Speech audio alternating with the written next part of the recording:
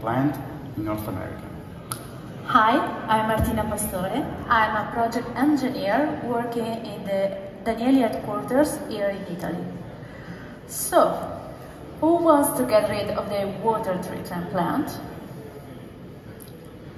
Anyone? Thank you. Yes. Okay. This is actually the same question that many of my customers would like to ask me when I go visit them. But, unfortunately, this is not really possible. Yes, you're right. Yes. During last year, we've been able to actually try and keep trying to reduce the overall water treatment plant size. And now, have we been able to do that with the cascaded cooling system?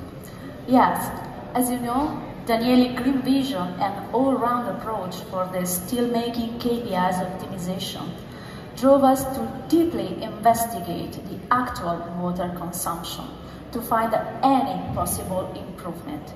And this is exactly how the cascade was born. Do you remember?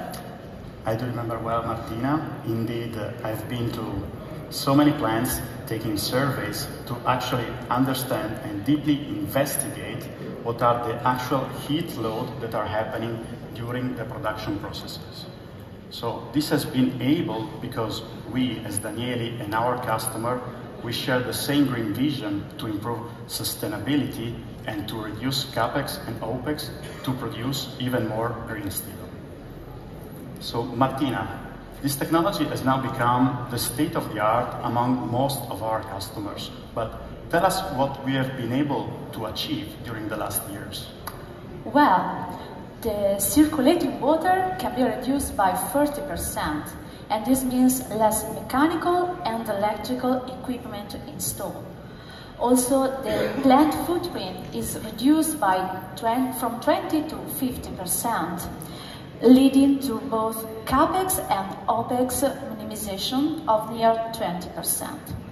But what these numbers means is by using less chemicals and less absorbed energy, we can both minimize our carbon footprint and also our environmental impact. But the question now is, what is the cascade cooling system? Well, the concept behind it is simple.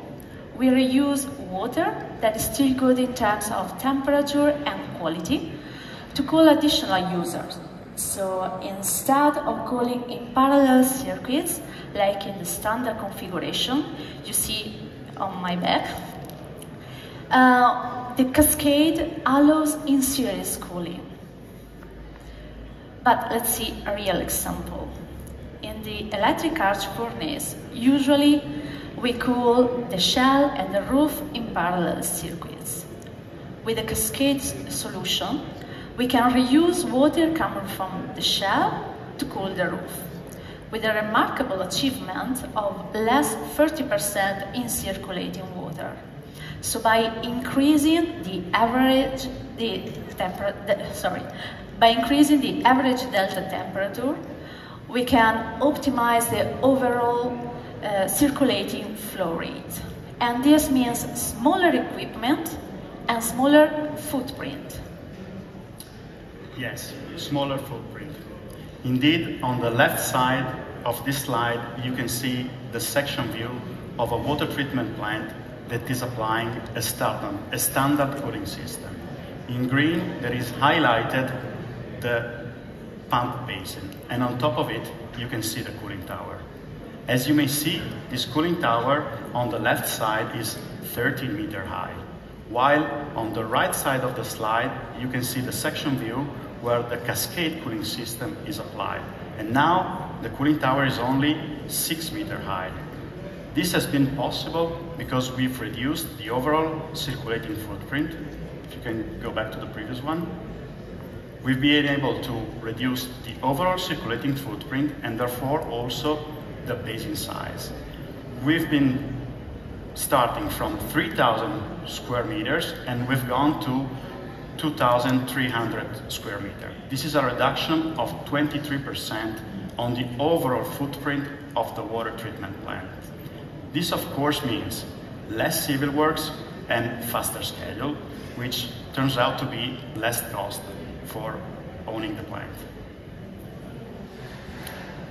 The cascade cooling system can not only be applied in melt shops, as Martina told us before, where we can achieve an overall reduction in the non-contact cooling system of 22% in the circulating water, but it can also be applied in rolling mills. For the long product production, we can achieve a reduction in the circulating water of the contact cooling system of 38%, while for the production of the flat products, we can achieve the staggering reduction of 48% of circulating water as well in the contact cooling system. As I said before, the cascade cooling system is a new technology on the market.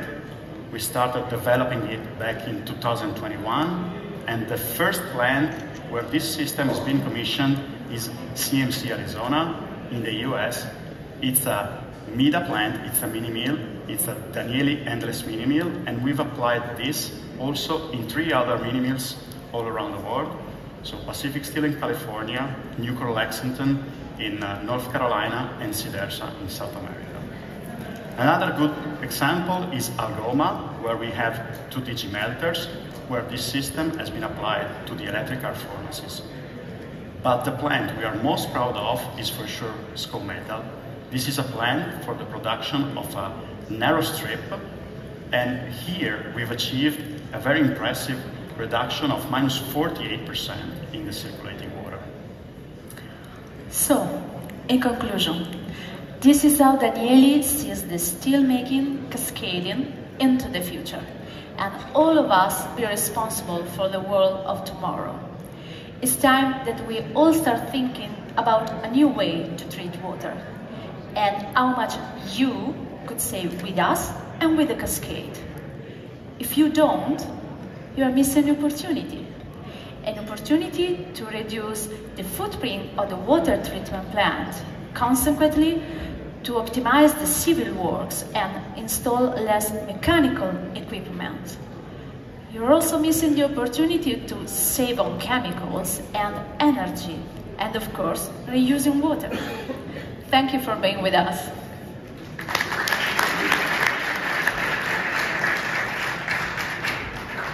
Perfect. Last Q&A. First question, please. How do the in-series cooling works? Oh, microphone? Okay. So it's very simple. You just need a booster pump.